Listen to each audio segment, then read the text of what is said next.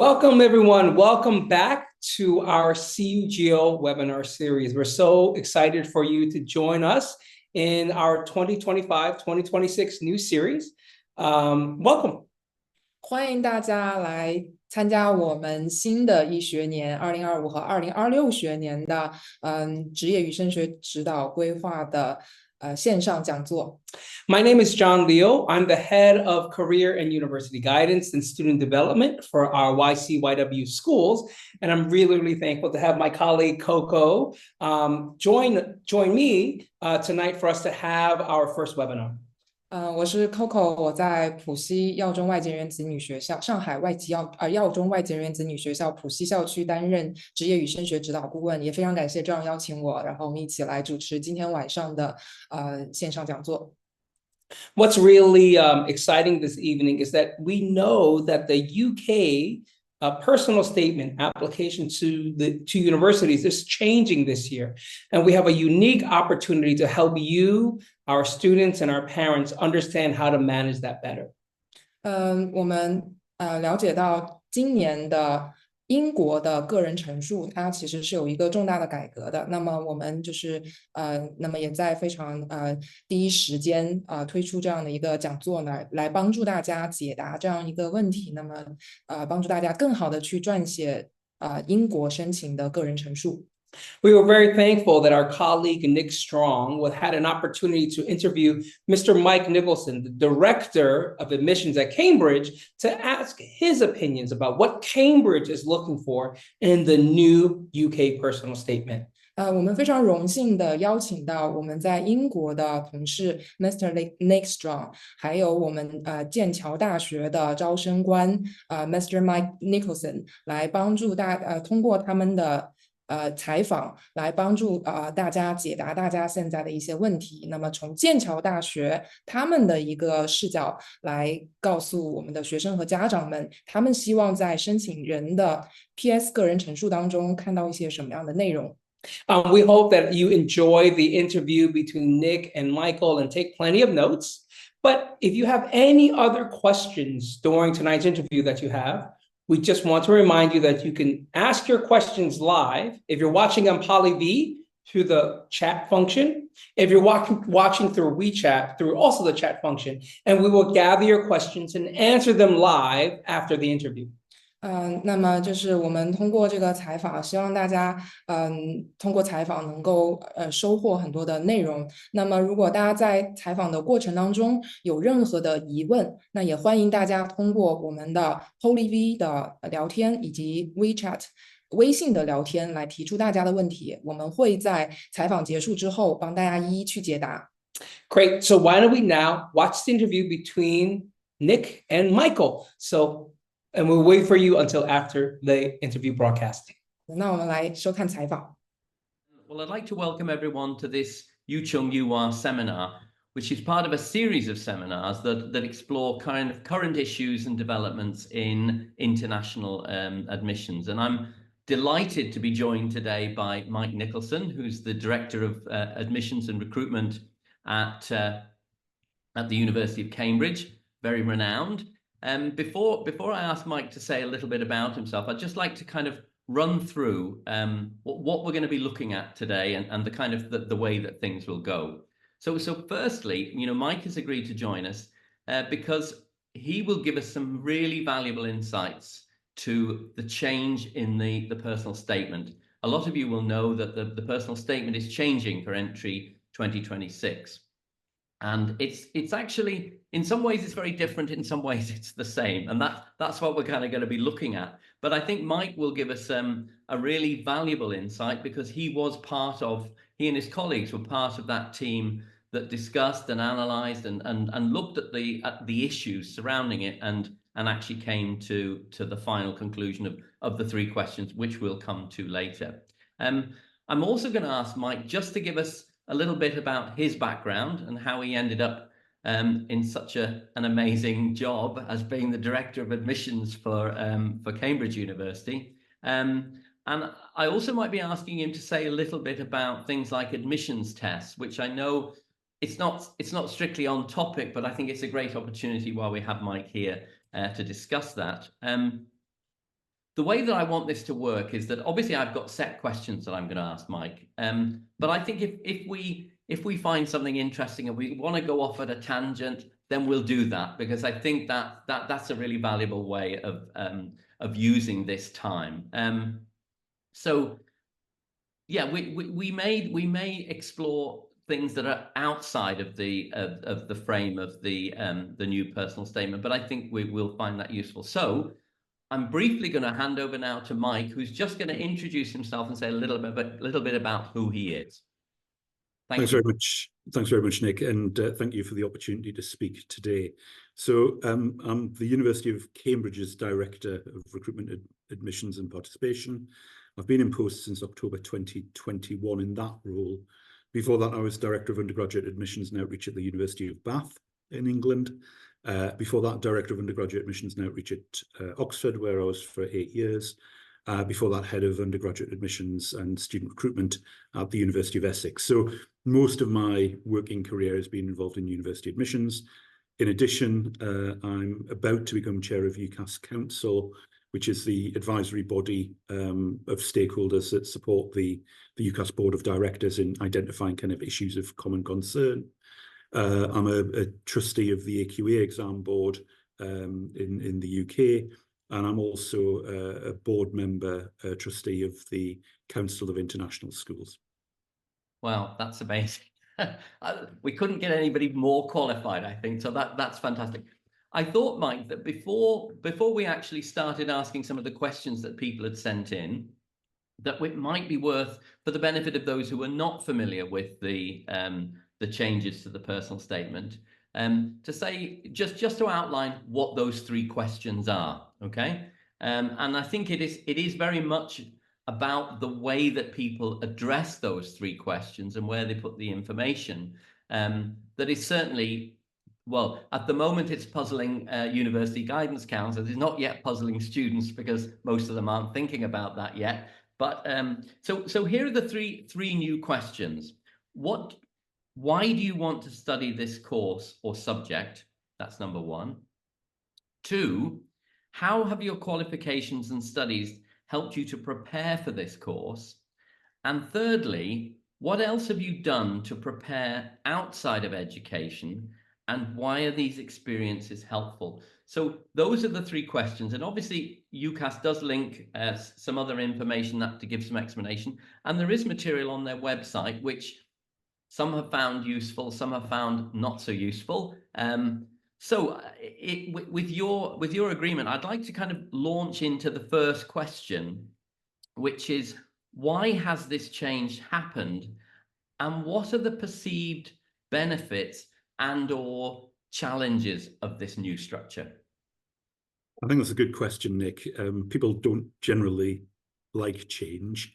And for certainly something like the UCAS process, which is, of course, unlike many other countries where people are applying directly to a particular university, in the UK, students generally apply through UCAS, they get their 5 choices, and it means that there's a consistency to the way that you engage with applying to UK universities. Having only really known that system, I think it works really, really well. It encourages students to reflect and think before they apply about what they want to do, where they want to go. I realise why people quite like having lots of choice, but ultimately you can only go to one place. You can't go to 5 or 10 or 15 places. So in some ways, allowing you to do a lot of reflection before you finally narrow it down to the 5 is good. It allows you to do your search.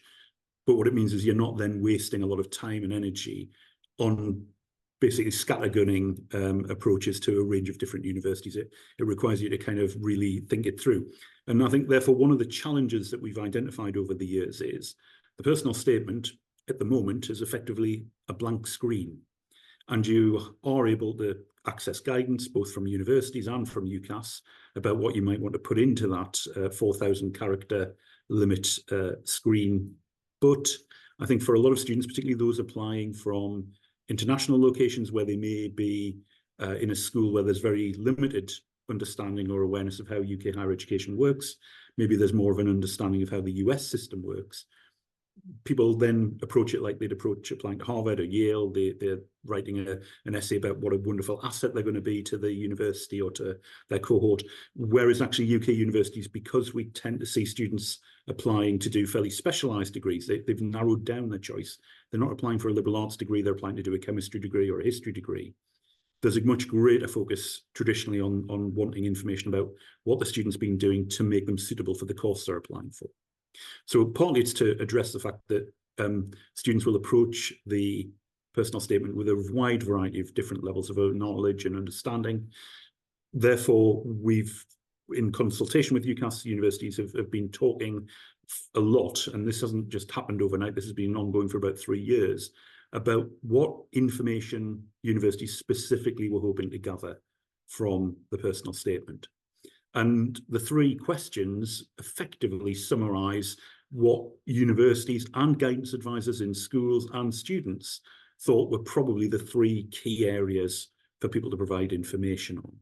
So it's very much seen as an opportunity for us to help applicants, particularly those who maybe don't have access to experienced guidance counsellors in their own school environments, to frame what I think for many students is quite a stressful experience. And obviously it's an even greater stressful experience if you don't know what you're doing and you've got this blank screen staring at you. So by framing it with these kind of 3 overarching questions, it should help students identify exactly what it is we are wanting to see, but also not wasting valuable space, valuable characters telling us about things that have no relevance to whether you're going to get an offer or not. Right, and then that's a point that I'd like us to come back to later on, in that you know, there are issues around the whole question of what is extracurricular and what is supercurricular, and I know that can cause a lot of confusion for people, and sometimes I think even confusion for those of us who know what we're doing. So that was really helpful. I think that was really interesting, and I think making that point about, you know, not confusing UK applications and what they're looking for with, for example, US, which is traditionally the next most popular destination. I think that's very helpful, and it is, you know, again, in my experience, you know, universities are looking to know more about the students' academic engagement with that subject or subjects, rather than knowing a huge amount about them as a person. Yeah. So thank you. That was great. The next question, these are not in any particular order, so we might find that we're kind of going back on ourselves. But you know, one of the questions we had was, how can careers and university guidance counsellors, teachers, and parents best support their students when it comes to this new personal statement? So I think for many applicants, their struggle is often having actually too much to write rather than too little. 4,000 characters seems like a lot until you actually start planning out your personal statement. And again, a personal statement isn't something that you should be writing and hoping to complete in one draft. It's going to take probably 5 or 6 attempts to get to a position where you're happy that it captures everything that you want to say to the universities who are going to be looking at you. So a lot of what we encourage students to do is think about how they're going to structure their responses. One of the things that UCAS have said is that the 4,000 characters, there isn't a kind of, you've got to use a third on each of the sections. Students have quite a lot of flexibility as to how they use their wording. At the minute, there's a minimum of 350 characters to be used in any section. So they are expecting you to put something in each of the boxes. Right. But how much you put in very much depends on you and what you're trying to say. So I'd start with the proposition that here are kind of 3 things that you've got to kind of think about. For some courses, for some universities, there may be a much greater emphasis on one particular element. So if I use Cambridge as an example, we have historically always said we are interested in finding out what students have been doing to prepare themselves for the degree that they're planning to apply for. And not just what they've been doing that might be expected. So you've studied a particular A level, or you've been doing particular high level courses on an international baccalaureate. We're interested in looking for the students doing things beyond that, because there's quite a big step up expected of you if you're coming to somewhere like Cambridge. And we call that supercurricular activity. It's not a word you'll find defined in any dictionary. I don't think it's a word that's kind of evolved over the years. And it's to emphasize activity that takes you beyond what we might have reasonably expected you to study in school for the subject that you are studying. That's not to be confused with extracurricular, which is things that you are doing that kind of maybe broaden you out as a person, activity that shows development of hobbies, of interests. Now, there can be an overlap. For instance, a student who's really interested in developing their understanding of programming skills, that might be basically a hobby for them. It might be extracurricular. It's not something they're being taught in their school. It's something they're doing in their own time. They're reading around. They're engaging with online tutorials. But for the purposes of applying to a computer science degree or a software engineering degree, that would be seen as supercurricular. So there isn't a kind of hard or fast line as to what's supercurricular, extracurricular. It's more about how a student engages with answering the questions in the box about how that's going to make them better prepared for university, either in their subject discipline or ready to kind of make that transition to university. You know, they're not going to be necessarily surrounded by family, friends, all of the support networks they've been relying on through their secondary education. And therefore, are they ready for the independent living, showing the resilience, ability to kind of adapt to new ideas and circumstances. And some of that can also be demonstrated through extracurricular activity as well as supercurricular activity. So, like I said, no hard and fast rule on this. From parents and teachers and guidance advisors, I think one of the things that you will often be able to do is give perspective. Students get, again, very kind of narrowly focused in on trying to keep it down to the 4,000 characters. And, you know, sometimes things get missed because the students kind of not thought about it when they were doing their initial drafting. So where I think external eyes on a personal statement can be really helpful is actually just doing a sense check. Is this absolutely capturing what the student has to offer, what they've been doing? It can be quite easy to forget things that you did 12 months ago. Yeah. And that may be really relevant activity for your application at university. So using family members, using teachers, using friends who know you well as a way to kind of check whether the personal statement is really capturing everything that you've got to offer and everything you've got to say about yourself. That's, I think, where it can be really helpful. I mean, I think that you make a great point there. And I think it's, you know, often when I'm working with students and I say, well, you know, what have you done that's sort of, you know, again, I tend to emphasize the supercurricular, and they go, I haven't done anything. And then I go, well, didn't you go to a program? Oh yeah, I went to a program in Cambridge, and I did. Yeah. And just enlightening them as to how important actually these things are.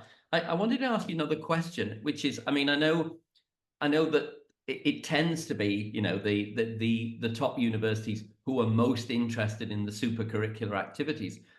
But again, presumably for any student applying to any program in the UK, actually emphasizing any supercurricular work they've done is actually really important. And again, would differentiate that student from those other students, I assume. Would that be correct? I think that's a very fair comment. You know, we get very caught up in the hierarchy of universities and are they a member of the Russell Group or whatever. I think actually, when it comes down to it, all universities want students who are right for them. Yeah. And also right for the student. So, you know, presumably, given that you're going to be spending 3 or 4 years of your life studying a subject, all universities are interested in why you want to do that subject. What's your motivation? Have you really researched it?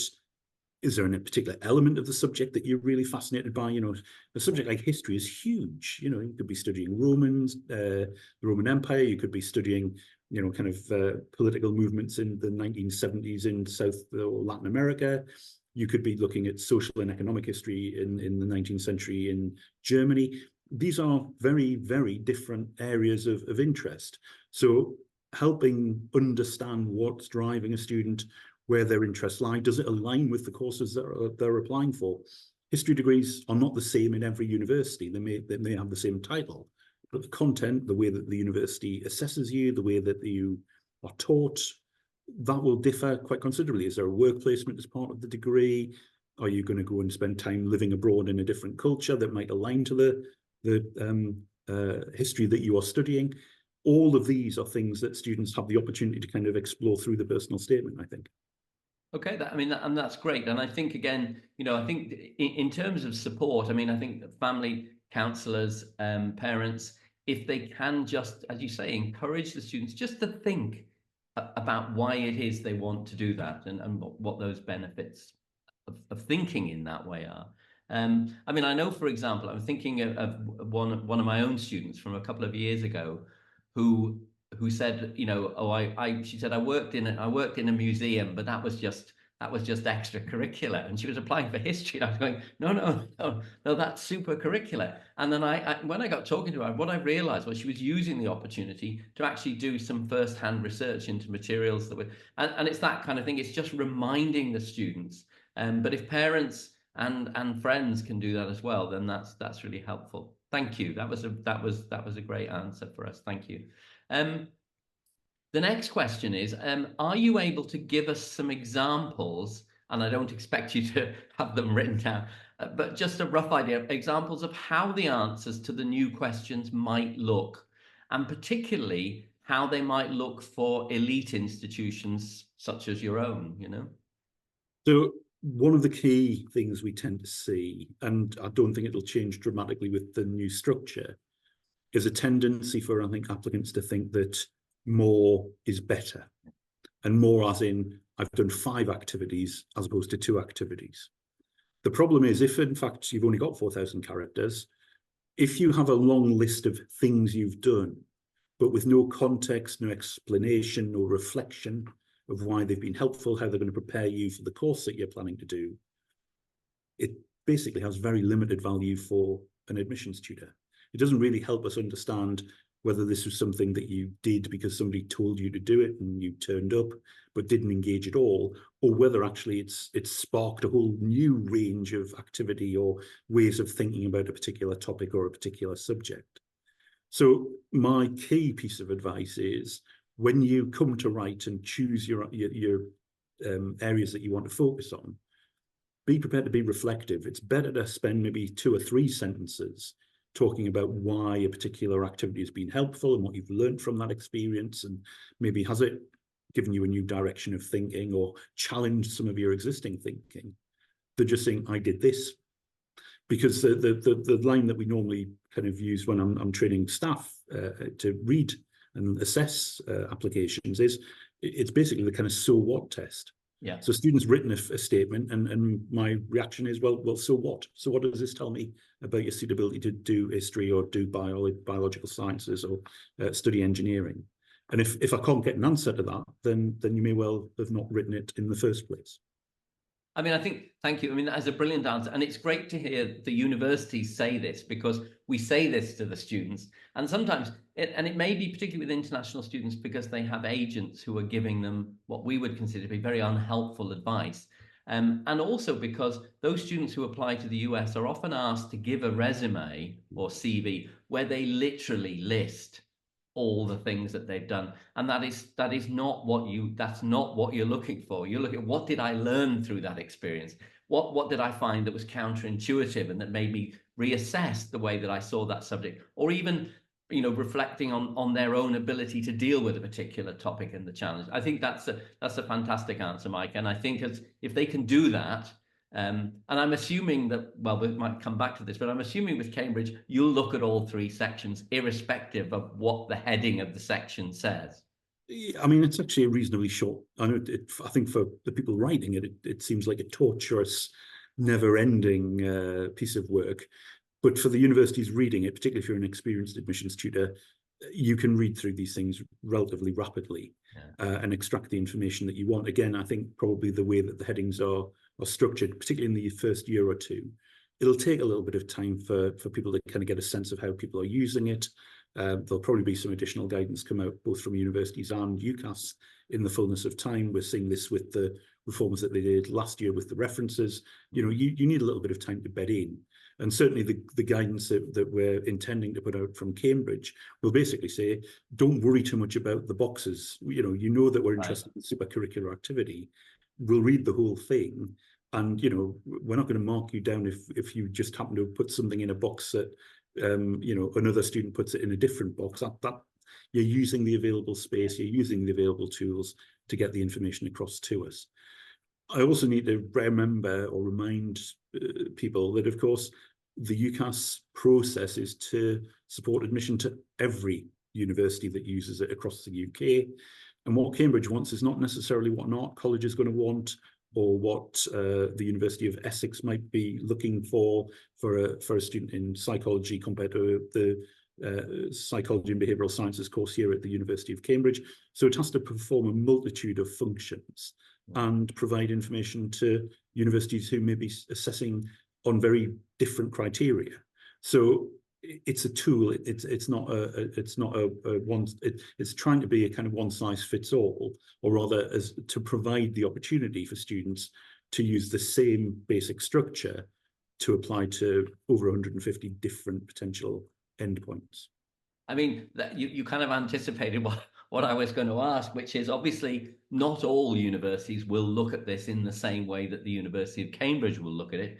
And, you know, I know that some people have concerns that if they think, you know, because if you look at the wording for the extracurricular section, it sort of says, this is a chance to talk about extracurricular activities, whether these be your hobby sports clubs or further reading. Now, further reading for me would be supercurricular, not extracurricular. And then it says it will again show your passion for learning and some of the great qualities you have. So I know that some people are concerned that they did say, well, I kind of want to put what I would define as supercurricular in the extracurricular box. But does that mean a university? And I won't mention any names, but there are some universities who go extracurricular, we're just not interested, that they may not look at it in that box. So should therefore students be very aware when they're writing their personal statement in this new format of the particular universities to which they're applying, and perhaps modify how they put the material in depending upon the choices that they've made. And I don't mean differently for each university, because they can't, but as opposed, say, to a fellow student who is applying, you know, to Degrees R Us and somewhere else, they might think they would do it differently. I mean, it is a personal statement. Yeah. So it is personal to the student. Yeah. I think part of this is about doing your research, and if universities care enough about which box something goes in, then it's kind of incumbent upon them to make that clear in the guidance that they put into the public domain. Now, this question came in, and it may be slightly irrelevant now, but I'm going to read the question because it came in. We understand that there'll be 4,000 characters available. Will there be any restrictions in terms of how many characters may be used for each question? For example, it says both Oxford and Cambridge have stated pretty clearly that they're not really interested in extracurricular activities. So might an Oxbridge applicant put nothing in that section? Now, since then, it's become clear that there's going to be 350. They'll have to put something in there because there's 350 characters. Do you feel we've covered this already, or do you want to say anything more? I mean, again, just remembering that you're using this for 5 universities. You don't get to write a personal statement for each individual course that you're applying to. So within that mix of 5, there will be probably some who have indicated their interest in your extracurricular activities. So it's always a balancing act. And you certainly shouldn't, unless you're only applying to one university in the UCAS application, you certainly shouldn't be trying to tailor just for the one university that maybe you think is your number one choice. The challenge is that inevitably that will be the one that won't make you an offer, and the other 4 are quite interested in you, but therefore, if you haven't given them the information that they're interested in, you might not get an offer from them either. So it is trying to make sure that the personal statement covers all 5 of the places that you are looking to apply to, if you're planning to use all 5 choices, and therefore it's specific enough to convince the university, each of the universities you really want to go to them, but generic enough to mean that you don't tip the nod to the universities that other universities where else you're applying to, if that makes sense. So yeah, I do, yes. I mean, you don't want to say you wouldn't want to say if you've applied to 5 universities, I can't wait to get to Cambridge and I love everything, because but having said that, I mean, I also am of the view, and it's certainly been my experience, that, students have said to me in the past, oh, well, that they're applying for Oxford or Cambridge, and that they've heard this rumor that all of the other universities, because they've applied before the 15th, know that they're applying to Oxford or Cambridge and won't make them an offer. And I've always said to them, why would they turn down those students who are potentially the best students? If they're applying to Oxford and Cambridge, presumably it's because they're pretty strong students. why would universities shoot themselves in the foot and go, oh, we're not going to, I mean, to give you a concrete example, one of my students yesterday applied for, sorry to say this, Oxford. All right. But it's like, it's a very good university, this I morning has already had an offer from, I won't say which university, but a top university in the UK. So I think I would want to kind of dispel that, take this opportunity to dispel that myth that because you've applied before the 15th of October that all these other universities will ignore you. Yeah. I mean, there's an even more pragmatic reason than that. I used to, as I said, be Director of Admissions at the University of Bath. Bath has a lot of applicants who also apply to either Oxford or Cambridge. What I know is that 80% of the people who apply to Oxford or Cambridge don't get an offer from either of those universities. So there's students suddenly now only got 4 choices that are back in play, of which Bath would be one. So why on earth wouldn't I be keen to get an offer out? And I'm presuming this is in fact what the university that you were just talking about is recognised as well. Because very students, pragmatically, of course, spotted an excellent student and thought, we'll make her an offer. And no need to wait around until Oxford or Cambridge have made their decisions either in January. So, you know, there's a strong evidential base in research to suggest that students are always much better disposed to the first university who gives them an offer, even if it's not their number one choice.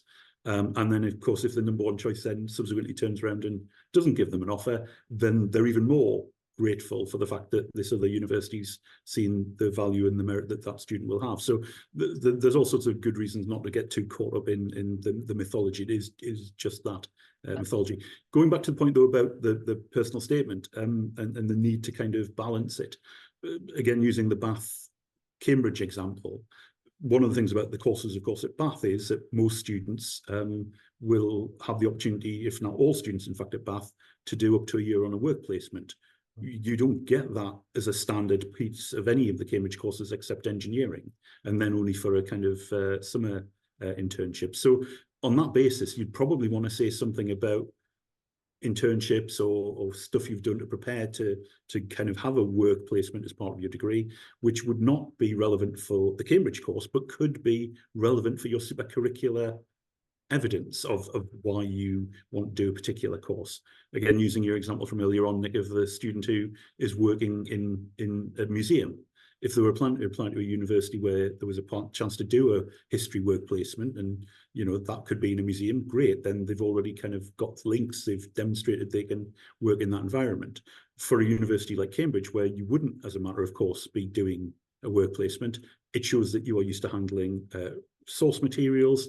It probably says something about your understanding of how research archives work. So again, that's supercurricular activity. So it's about how you frame it, not the thing in itself. This is why just listing the thing is actually no help. We've got to understand that you understand why this has been a useful experience for you. While we're on this point, and it's something that we talked about the other day, is Cambridge, of course, has I think it's called My Cambridge Application. Yes. Would you like to say, I mean, because this might address one of those things we've been talking about, would you like to say a little bit about the My Cambridge Application? So My Cambridge Application is something that Cambridge provides in addition to the UCAS application. It's sent electronically. It is something that's triggered automatically when you've made your application. What we often find is it goes for inconceivable reasons to a student's spam account. So please do check your junk mail, because there is a time condition to complete it. Some of the information that you need to provide is compulsory, mandatory. We need it to allow us to progress your application. Some of it is optional.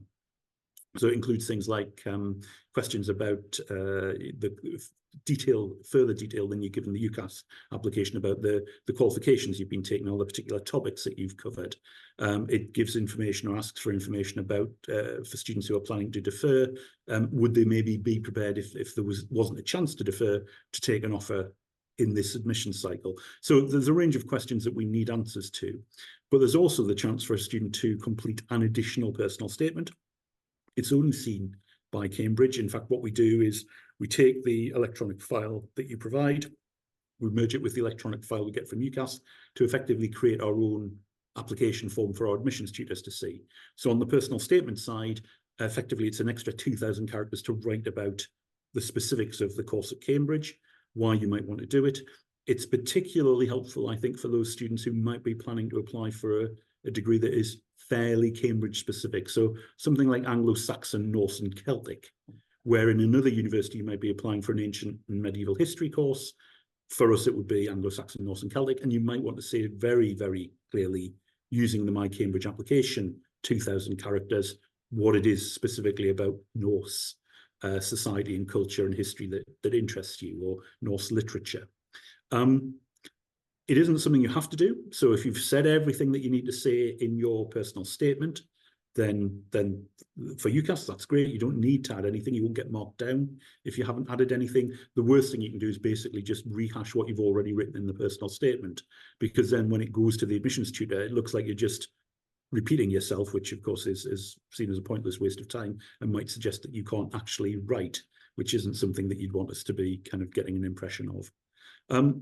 The other thing to be said is, of course, it does, and we are pretty clear in our guidance on this, a student who might be planning to apply for something like land economy, for instance, at Cambridge, fairly unique course, you will probably need to use your personal statement for UCAS to write about a plan to do an economics degree or whatever it is that you're planning to do at the other 4 places. Because for those universities, the personal statement will be the only personal statement they will be getting. Yeah. And it may be quite a big part of their selection process to look at what you say in that.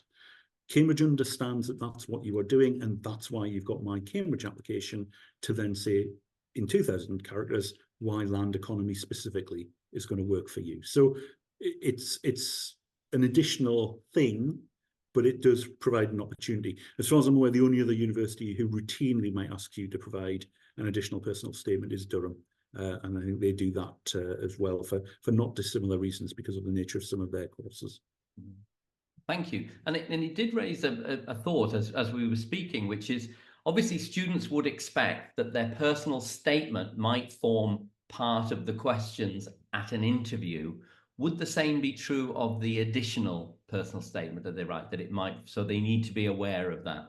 Okay. Yes, I mean, anything that you say is open to be used by an admissions or an interviewer. But it can, of course, give you, particularly if you're planning to apply for Cambridge and get interviewed, it could be a very helpful jumping off point for some of those very initial questions in an interview, because actually the person who's looking at your application, who's going to be interviewing you, will have seen everything that you've written, the 2,000 characters from My Cambridge app, alongside the 4,000 characters in the UCAS application. And I suppose, given that the 2,000 might be more course specific, it's even more likely that a question might come from that than a personal statement which was dealing with economics more broadly, rather than in the case of land economy. That's excellent, Mike. That's a really, really good. Thank you. I think maybe we've already covered this, but again, the question's been asked, so I'll read it out. The question is, it says, question 3 asks about extracurricular activities. Would this also cover super curricular activities, or should that appear under a different question? And if so, which question would it appear under? But maybe we've already covered this. So. And again, I think it comes back to this issue. Supercurricular is an invented word. It's used a lot by Cambridge and by our CUGs at Oxford and 1 or 2 other universities. Guidance counsellors who engage with Oxford and Cambridge regularly use it a lot. To the vast majority of the public, and certainly the international applicant community, it means nothing. So that's why UCAS have used the word extracurricular, because that's commonly understood. You could look it up in a dictionary, it would give you a dictionary definition, and therefore that's why it's there. So don't get too hung up on the language. As the UCAS guidance indicates, it does suggest that under box 3, the extracurricular, it could talk about wider reading. And that is, as you've indicated, Nick, very much a supercurricular activity. Yeah. So just use the boxes in the way that works for you. Like I said, for some students, it may be that all they write about in the extracurricular box is actually the wider reading and the supercurricular activity they'll be doing. But a university is going to do one of 2 things. They're either going to use the personal statement or they're not. I don't think there's going to be a university that says, oh, we're going to use only like box 1 or 2 of the personal statement. It's too narrow a focus. Either you value what a student is saying or you don't. In the same way that some universities when UCAS made the reference reforms, came out and said, well, we don't really use the reference, and other universities were saying absolutely crucial, and this is why we want you to fill in box 3, which is the kind of wider stuff around the students' engagement with their subject. So, you know, again, the guidance I think will trickle out over the course of the next few months from universities who have a particular view, but I think it's going to be more a question of universities maybe being more explicit about how and what they do with the personal statement, but rather than saying, well, box 1 and box 2 are the only two that we're going to spend our time on. Yeah, and I think interestingly, thank you. I mean, interesting, it's not just universities, it's departments, because I won't mention the name of the university that I visited recently. And when we got on to personal, there was a panel and we got into personal statements, and this department said, well, we don't get enough applicants, so we just make everybody an offer. We don't read the personal statement. And I could see all the others kind of panicking and going, no. We do. And it was the difference. I think I won't mention the university, but one was biological sciences and one was drama and theatre. And the drama and theatre people were saying this personal statement is so important to us to kind of get a sense of what the student is like and what they can do. And the biological sciences was saying, well, we don't get enough applicants, so everybody gets an offer. You know what I mean? Unless I suppose they do nothing on it. But thank you. That's really helpful. I think we've kind of, I'll read the question, but I think we've kind of covered it. Might a student be penalised if he or she submitted a personal statement, a traditional personal statement, in just one of the relevant sections? Now, we know they can't actually do that because there have to be at least 700 characters in the other 2 boxes. But if someone kind of just filled in the first box with a more kind of traditional narrative style of personal statement, how would you view that? How would you view that? Again, we know that sometimes messages take a while to trickle through. In the first year that UCAS changed the reference for teachers, some continued to basically write the same reference and submit it. They just kind of chopped it up a bit more to fit into the 3 boxes that UCAS provided. Others took very much on board the fact that the universities weren't looking at the grammar construction of the sentences that the teachers were writing. They were just wanting the information. So focused in on providing the information in kind of short bullet style point sentences. The universities who cared about reading the personal the reference read what people provided. They weren't making judgment calls on the style or the approach that schools had used. They were just interested in whether the relevant information had been provided. Yeah, I mean, I think, again, thank you. That's great. And, you know, I certainly remember from my own time as an admissions selector that sometimes we would get a reference which would say, you know, and this is actually true. We highly recommend this student to your esteemed establishment. And that was the reference. And I mean, our attitude always was we can't penalize the student because the referee doesn't know what they're doing. So we actually just worked on the other material that was available to us, you know. So thank you. That's fantastic. I think you really have already answered this question, which is, will universities be flexible in how they view personal statements in the kind of transition years? And I think pretty much clearly you've said, yes, they will. I can't see why a university wouldn't. They'd be basically shooting themselves in the foot if they felt that the message had got so good a circulation that and was so clear that individual specific boxes were the only thing that you'd be looking at. Yeah, thank you. And then this is my question, and then I've got a few other things if we haven't covered it. Is there anything that you'd like to talk about or include which you think is relevant but hasn't been covered by these questions? Is there any things points you'd like to make?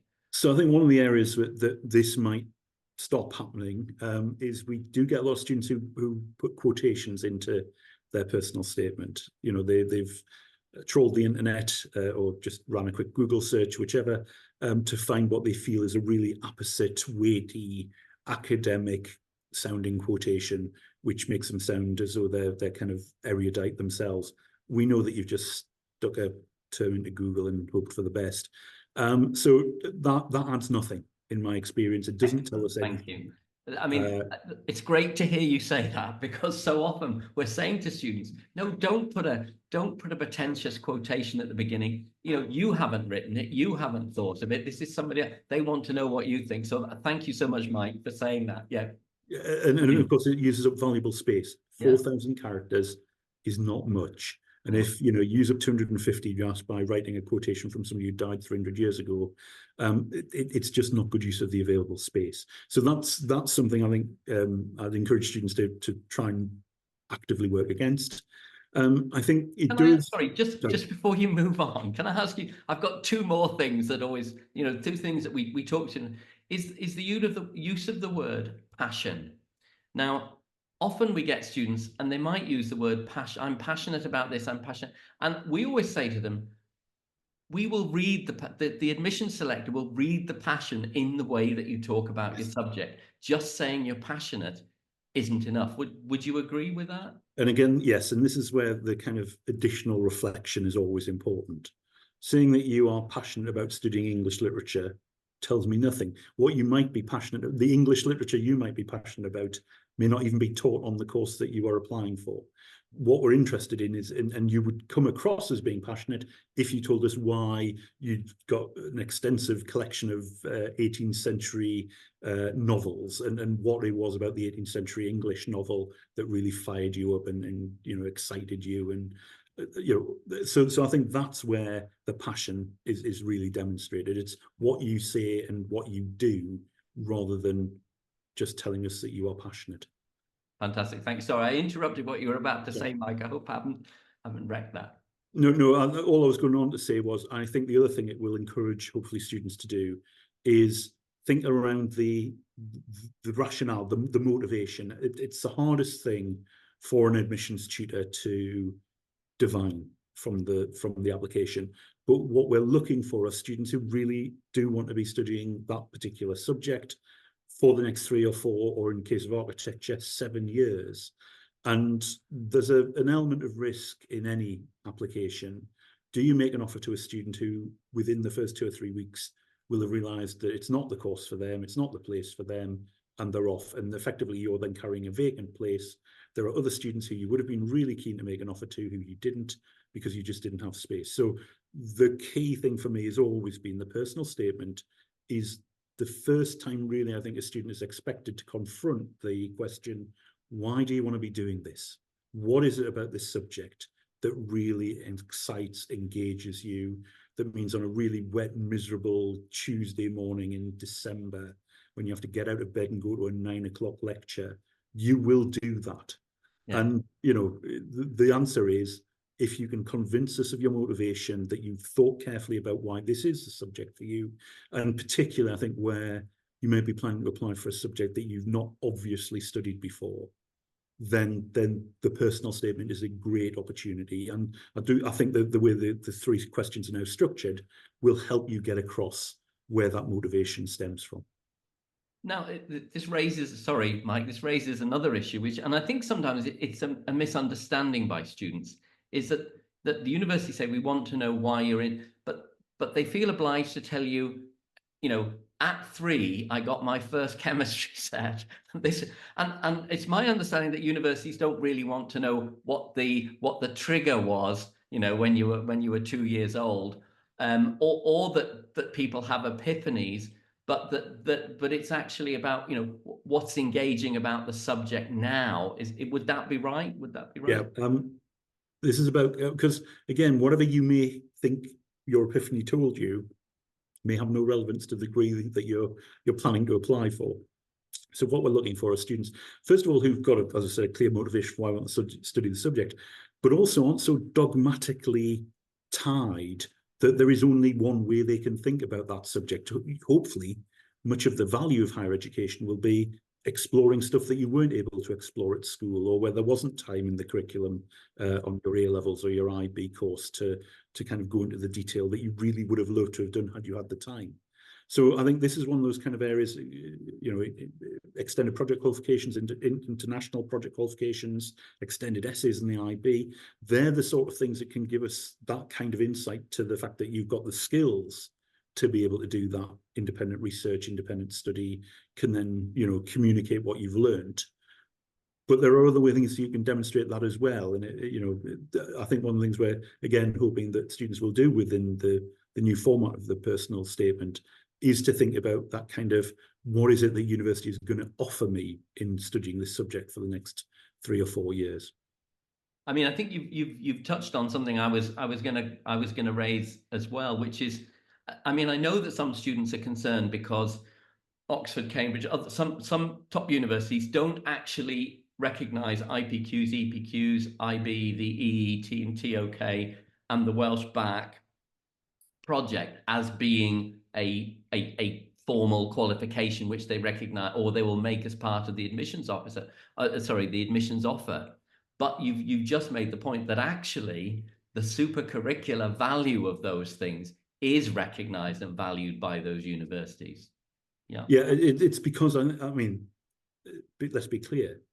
Universities want students who are independent learners. They want students who can do research, who have the self-discipline to stick at a task. Again, if we use Cambridge as an example, a 3,000 to 5,000 word extended project qualification or an extended essay, that's your typical weekly expectation for a tutorial or an essay that you do as part of your supervision at Cambridge. So, you know, the fact you can do that is great. What we can't, however, do is say you've got to do this, because not all schools can offer it. Not all students are in a position to take up that type of activity. You know, you may be doing A-levels and, you know, it's maybe more important for you to do a further maths as a 4th A-level than do an EPQ. So there are different kind of reasons why I think Oxford and Cambridge are not as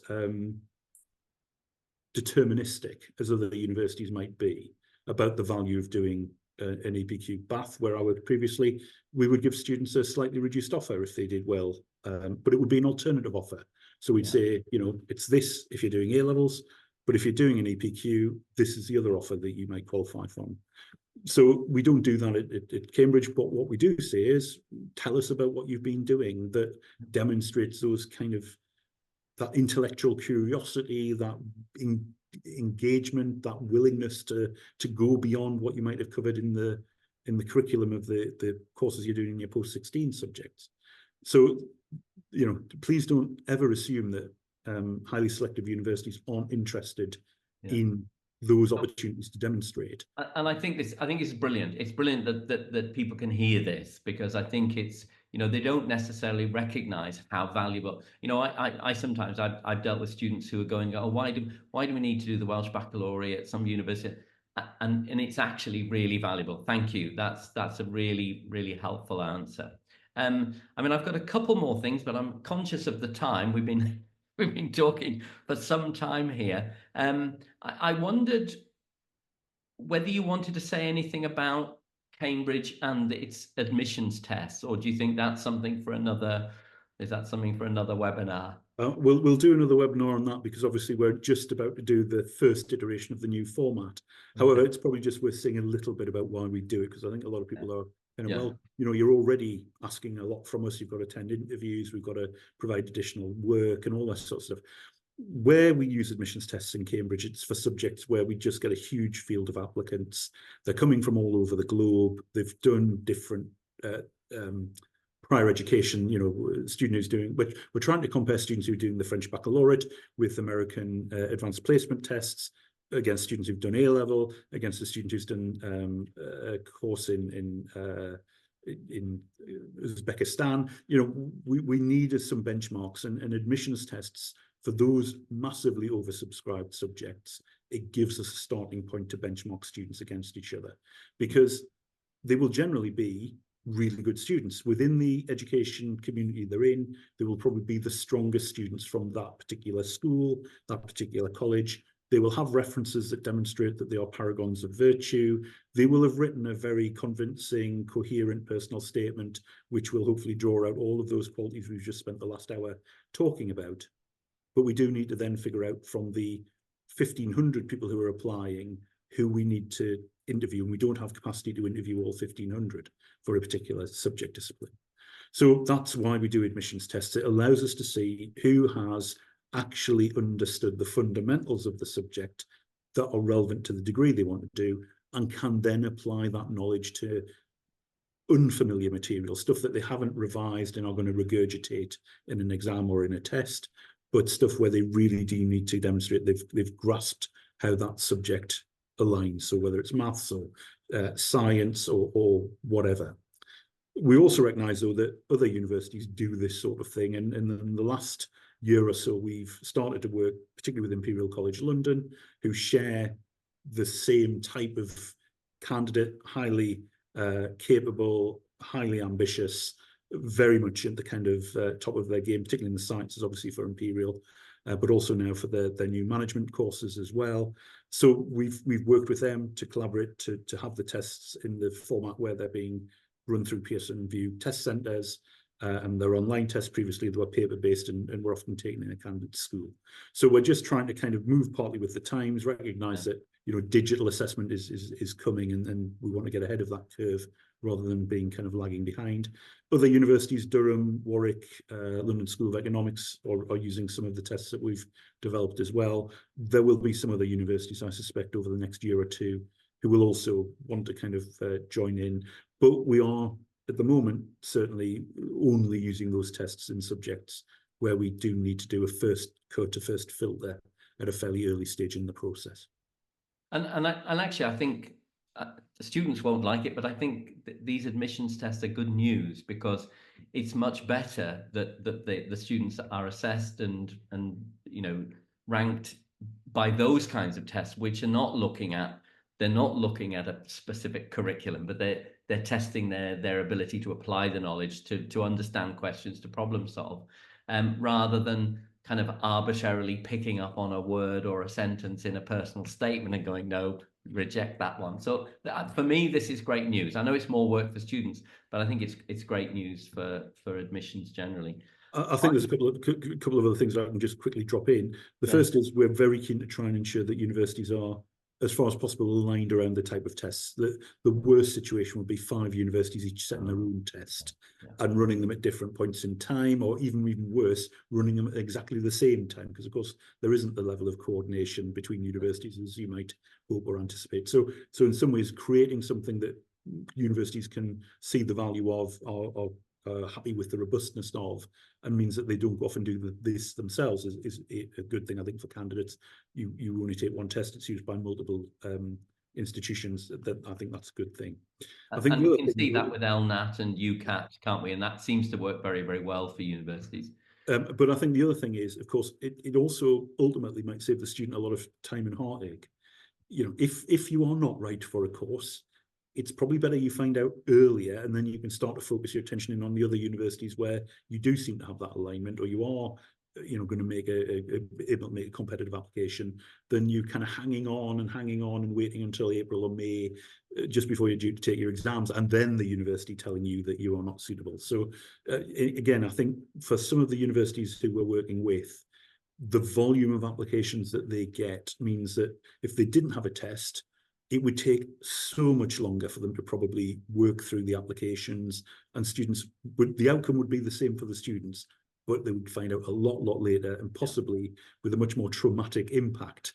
If it was, the day before you were due to take your final A-level exam, and suddenly you found that. Well, we've had exactly that happen. Yeah. So, on the day of an exam, to hear that they've been, rejected by made unsuccessful. Yeah. You don't reject, do you? They're unsuccessful. It's like friendly fire. It doesn't hurt. You know what I mean? But yes, you're right, and it can be very distressing for students. So that's another brilliant point, Mike. I had better draw this to a close, because I'm sure you've got much better things to be doing than this. Mike, it has been absolutely fantastic. It's been a pleasure.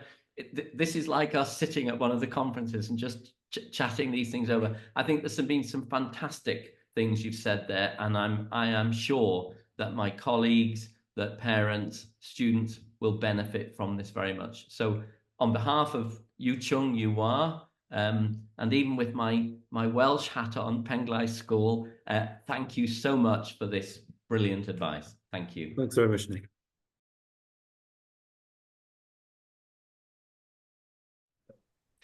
Welcome back, everyone. I hope you enjoyed, Nick's interview with Michael, and Nick is joining us from the UK. So welcome, Nick. 欢迎回来。 Hi.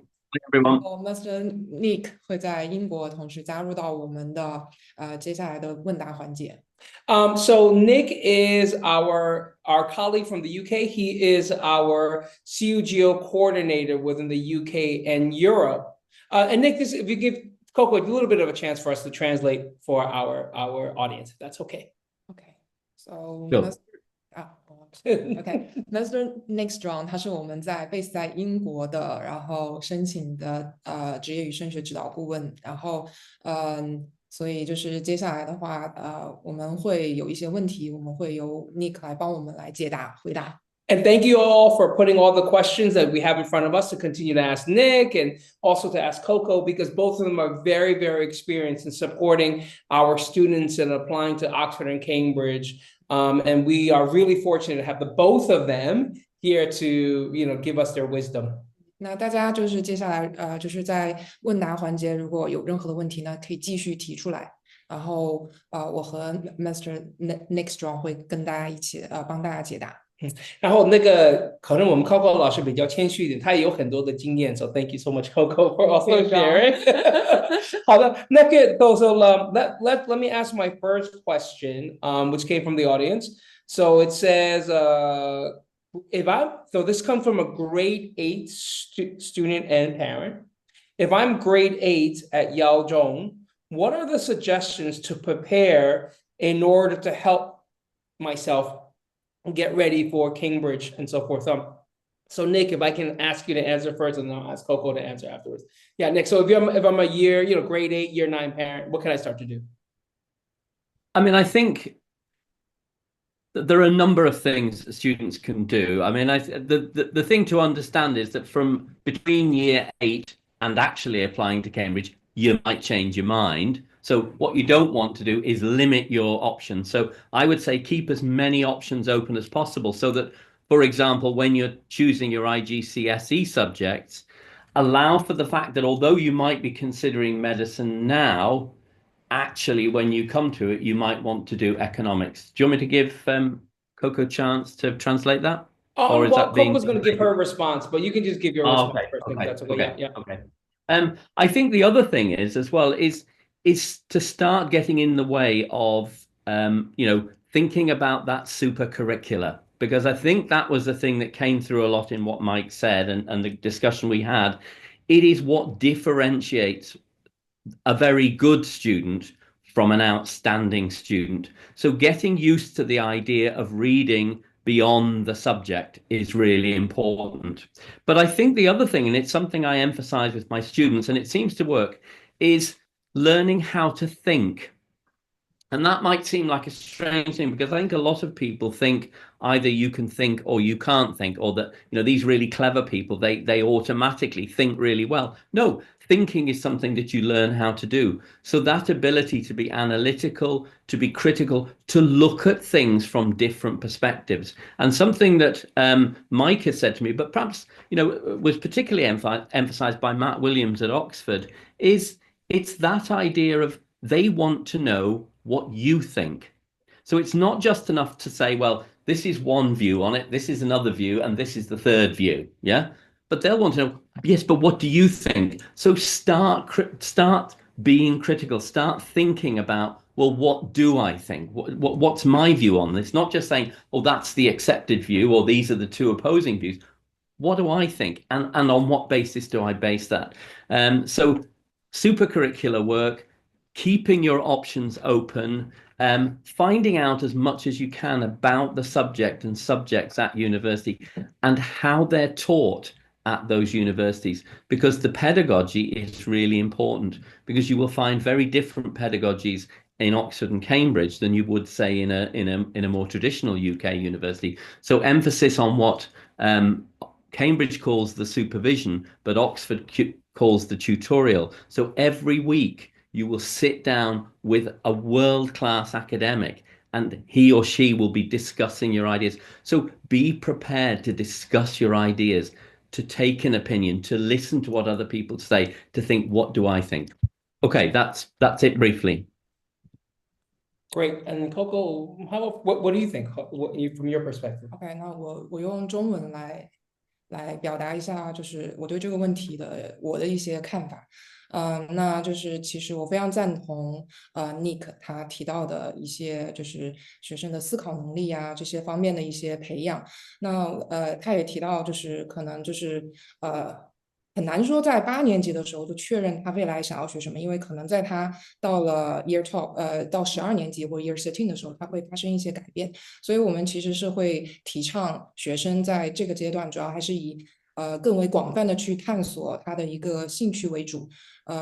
通过一些活动，那么也有提到我们 supercurricular activities。那第二点的话，其实我很想表达的我的一个想法，就是因为我们说在申请英国的时候，招生官非常看重学生他们对于某一个比如说专业，我们说专业或者说某个 course， 他的一个投入度，或者说他想要学这个专业，怎么样去展现他非常想要学这个专业，那他的 qualifications。那这些 qualification， 比如说通过文书展现出来，我们刚刚提到的学生的自主探究能力，他能不能做 research， 他能不能有这个 self discipline， 或者说他的一些求知欲，他是不是 inquisitive。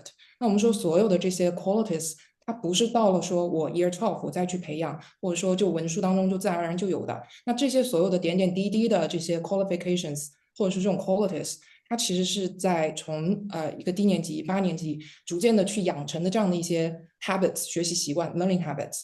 所以我觉得这些 learning habits 的积累和养成，它对于一些问题他要去 think， 他要去有提出问题的能力，解决问题能力，思考问题的能力。从这个过程中去探索自己的热情学术的热情，我觉得这个是作为一个低年级的学生去准备的一个比较好的一个出发点。那这是我一个个人的一个想法观点。Thank you so much, Coco. Could I add if I can one add more a thing, little bit John? more. So especially YCYW students, really take advantage of the Ed Futures programs at our schools, right? So if you are, for example, if you're in grade 8 and you're thinking about, am I interested in environmental science, right? At Guangzhou, we offer a, kind of very tech farming kind of program for students to really explore agri-science using data. So it's really a great opportunity to just look at the activities that we have at our school to explore it. 所以我简单的用这在中文里，我中文可能不是这么很好，但是因为我们学校耀中耀华里面，我们有这个 Ed Futures 这些 program， 所以这些 program 的里面呢有很多不一样的项目，可以让我们的学生来 experiment 试一试。他到底喜欢不喜欢这样的，就是说这个样的课程。然后我们这个样的项目呢，也有就是帮助学生这个年龄可以探索一下他们的 research 研究到底是怎么样。然后这些的 experience， 这些的经验会帮助他知道，就是刚才 Nick 和 Coco 两个都分享的，就是说他们可以以后再能怎么explore more topics 这样的类型。I think Nick wants to share a little bit more. Nick, I just want to give you sorry, John. Apologies for interrupting you there. I mean, I think there are other things as well. I mean, the first thing is that we do offer every other year programs in the UK for students who are interested in applying to the top UK universities, and we will normally visit either Oxford or Cambridge, and the other one will come and visit us. We'll visit a range of other Russell Group universities in the UK. We have experts who come in and talk about the universities and the kind of things they're looking for. So those programs are really, really valuable. And sometimes it may be that when the students go, they think, well, maybe it's not right for me. Maybe I should be doing something else. But I think that they're really valuable programs. But also we have a group of 30 plus counsellors now across our schools. And we are very much a network. We share that expertise. So let your CUGO counsellors know as early as you can that you are interested in this. Say to them, come and see them and say, look, I'm interested in applying to an elite application. I'm looking at making an elite application to a top university. What can I do? And talk to the counsellors. You can email any of us at any time to ask these questions and we'll help you. Yeah. 刚才我帮 Nick 翻译一下吧。他刚才分享的是比较重要的，因为我们就说家长，你要是觉得你的孩子有这个梦想或者想申请剑桥或者就是说美国这些常春的这些大学的话，你因为他们从事就是初中的时候，可以给他们的就是我们的 CUGO 给他们写一个 email， 或者是给他们打个电话，就是给他们讲一下。因为刚才那就是讲的话，我们不只是你学校的，只有你学校里的 CUGO， 但是我们是一个团队，所以我们都会有帮助你和你的家庭来支持你们，就是说怎么考虑这个问题，怎么来准备。So thank you so much. I'm going to go to the second question. Second question is, how do I write the personal statement if one is keen on two different courses? So again, Nick, if it's okay, I'll let Coco answer that first, and then I'll let you answer that after. So Coco, again, if you were to, let me read that again. Maybe I should say it in Chinese. 要是你要写这个 PS 的话，但是你要想申请两个不一样的。怎么讲 ？course 是专业，我们应该是怎么样 ？Coco， 你先。就是会在之前的 counseling 学生的过程当中，会遇到这样的情况，就是学生可能会想要申请两个不同的专业，但是我把这个情况分两种情况，一种是他申请的这两个不同的专业是有相关性的 ，for example engineering 或者是industry engineering 或者是 design engineering， 那就是或者是mechanical engineering， 这是一种就是它是两个不同的 courses， 但是它是很相关性非常高的。那另外一种就是我遇到的情况就是完全就是不一样的专业，比如说PPE 和 art history。那第一种情况的话，那 PPE 是 politics, policy, politics and economics， 对不对？没事，我真是对，默认大家都知道这个专业，不好意思。那么就是 PPE 这个专业的话，就是对它会 politics， 还有那个 philosophy, economics， 另外一个是 art history。那或者说一个要升工程专业，然后另外一个要升的是可能偏那种比如说是什么 art history 这样子，举个例子，就完全很不一样的。那这两种情况呢，那第一种的话，我是会建议我一般会建议学生，那么因为它其实都是跟工程相关的，虽然是两个不同的 course， 那我们尽量就是围绕着工程它所需要的和你所做过的相关的 qualifications 去写。把它跟工程相关去联系起来，你可以是特定的一个 mechanical engineering 相关的活动 supercurricular activities， 但是我们可能是往工程方面去讲。那如果是完全不一样的两个专业的话，那我们第一种情况我们去找他们有没有相关性。那比如说音乐的话，那有的学生他可以是从那个小提琴它的一些旋律，它的那个震动啊或者什么方面去讲物理，讲到一些专业相关的方面，但是有的专业真的他们实在是不相关的，而 UK 他们UCAS 系统它只有一篇 personal statement， 而这篇 personal statement 它会递交给5所大学。那这个时候我可能会建议我的学生，那你们在学生在专业选择的时候，可能专业的跨度不要那么大，因为这个的话会很难在你的文书当中去体现出你的一个热情和你的一个投入度。那么不同的大学看到这篇文章的时候，他也会非常疑惑你到底是要申请哪个专业，你对哪个专业比较感兴趣这是我个人的一个想法。Thank you so much, Coco. Yeah, Nick, over to you. Do you need me to repeat the question?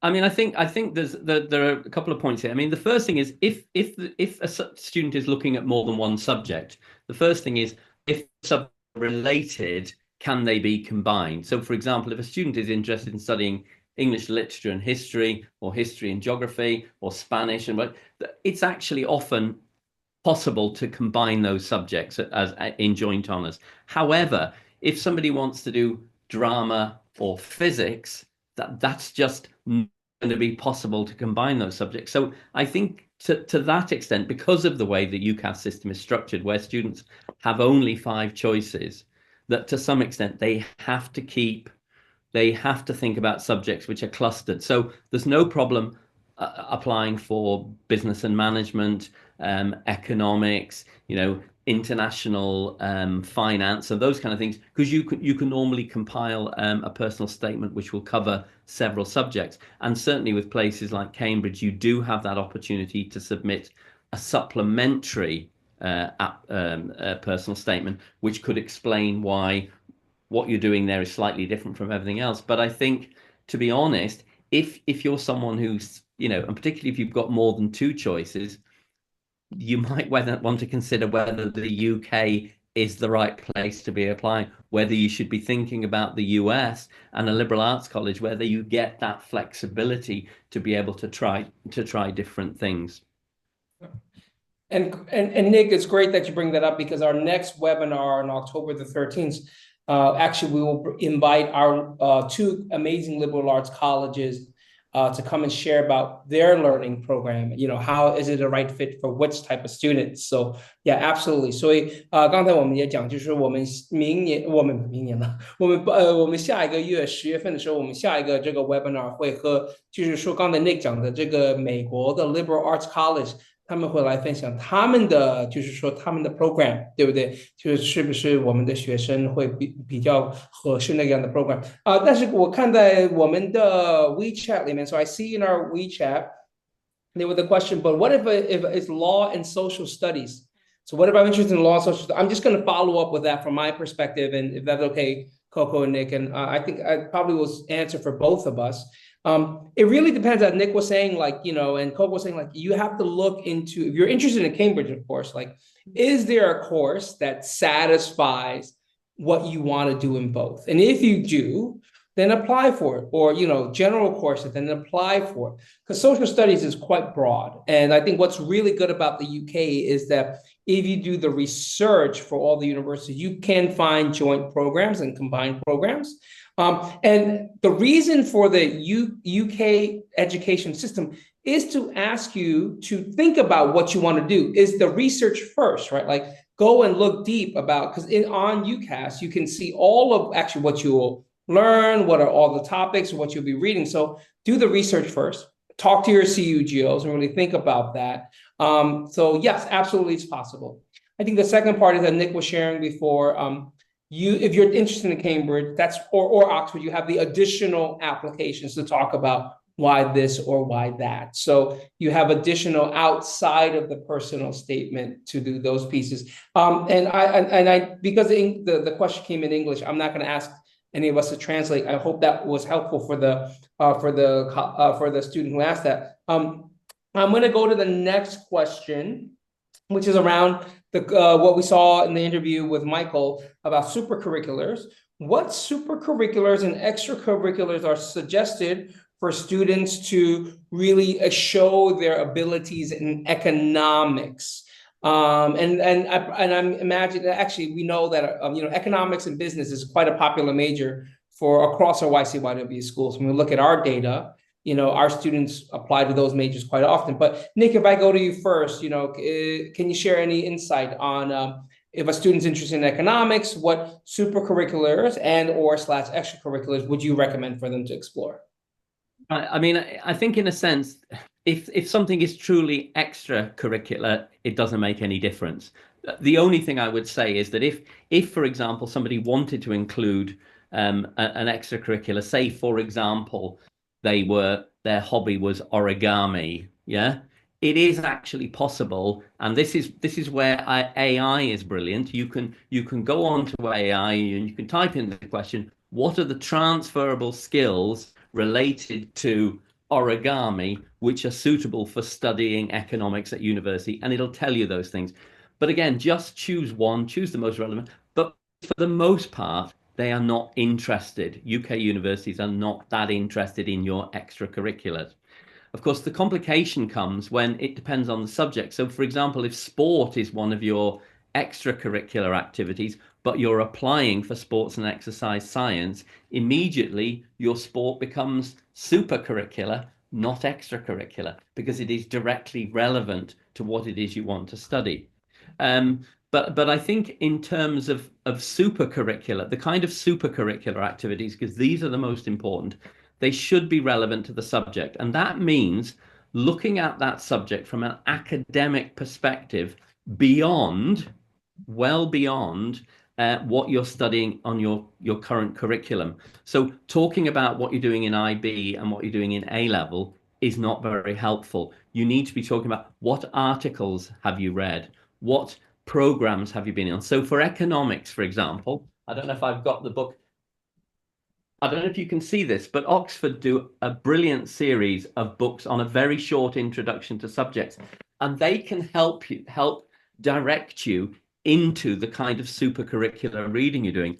But also, can you get some supercurricular experience in the industry? So if, for example, you can get a placement in a manufacturing industry or in one of the service industries where you get to observe and question the kinds of processes, that's a really good. So I'll give you an example. I had a student who actually started his personal statement very badly by saying, you know, my parents are involved in business and we sit around every morning talking about business, blah, blah, blah, all a bit boring and kind of cliched. But then in his second paragraph, he said, during the summer, I had a placement with a financial firm in Jordan. That's Jordan in Hong Kong, not Jordan, the country. And I started to begin to see how what I'd been studying formally in economics related to the real world economics that existed. And that encouraged me to do further reading, and then talked about the particular area of economics and finance that he was interested in and the reading that he'd done, and then went on to explain what he'd learned, you know, what had challenged him, what had seemed counterintuitive. So that's the kind of thing. It's both reading beyond the curriculum, but also gaining first-hand experience. So placements, the kind of things you're talking about that we offer, John, within actually already within the Ed Futures, those kinds of experiences. But it's not enough just to have those experiences. You have to analyze those experiences. What did I learn about myself? What did I learn about the nature of the subject? How has that changed my view of world economics or whatever it is? That's the important thing. But we can help with that, John. You know, we can do that. So yeah. Yeah, yes, absolutely. And before I let Coco share her response and her thoughts, we see a lot of questions about: are you going to send the video link? Are you going to send share the name of the book? Yes, we will do that. We will share that with you in the recording and everything else. So, but Coco, again, going back, I'm sorry. Let me just ask the question again because Nick had a lot to share, but other one. So the question with Coco: what supercurriculars and extracurriculars are suggested for economics? For a student who may be interested in economics, you know, how will they stand out? Yeah, what are your thoughts? 就是那因为英国的大学的申请呢，不管是 Cambridge 还是任何其他的学校，他们其实都是以 academic focused。所以呢 ，supercurricular activities， 那我的建议就是肯定是你先要知道自己要学什么，这样你想你对什么专业领域感兴趣，这一点明确之后，那么你的 supercurricular activities 肯定是你的这个 curricular。你的这个 academic focus， 那如果是经济的话呢，你是和经济相关的，那课外的延展阅读，对吧？那包括你如果是包括你会自主的去做一些这种探究，比如说我之前有一个学生，他是申请上了，就是他做了一个探究，就是他去商场去做了一个就是去做了一个研究，就是那种大众就是一些心理方面的东西对购买力的一些影响。然后呢，他包括也会去一些给一些公司实习，跟经济相关岗位的一些实习。那所有的这些跟经济相关的，也有可能是竞赛，也有可能是写 research paper， 那这些都可以是有的学生说我一定要去做 research 嘛，那其实或者说你的一些 online courses 在网上其实有很多 free online courses， 那这种就是其实也是跟比如说经济学相关的，那也是 supercurricular activities。对，这是我的一些对。Thank you so much, Coco. And Nick, it looks like you have a book in front of you. Do you want to share another book? I'm trying to get it in focus. There we go. It's actually. Sorry, hard to get it in focus.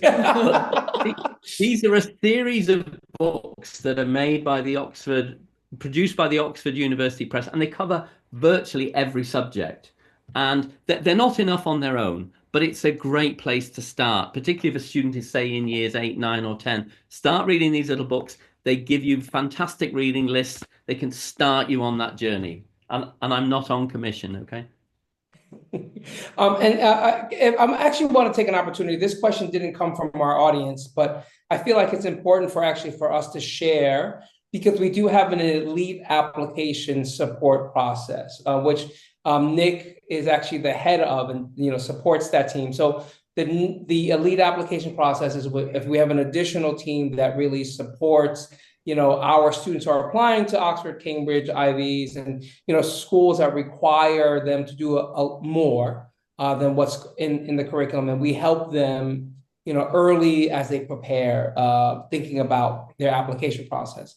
So Nick, if it's okay, Nick, if you can share what we do in the elite application process, just to let our families know.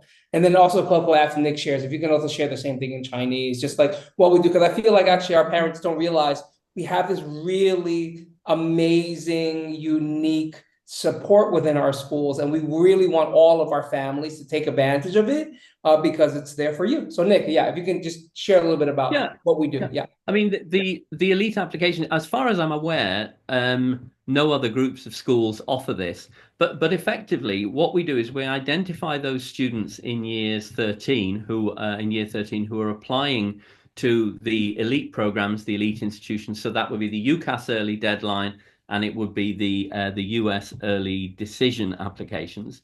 And we look at those we look at everything in those applications. So we will look at the personal statements and give feedback on them. Okay. We will look at the references that are being written for the students. And again, we will give feedback on those. So we ensure that the quality of the applications for those elite applications are as good as they possibly can be. I think the other thing is, as well as actually doing that when the applications go out, we are available all the time to take any questions. So if people have questions about, well, when should I start the process? What should I do?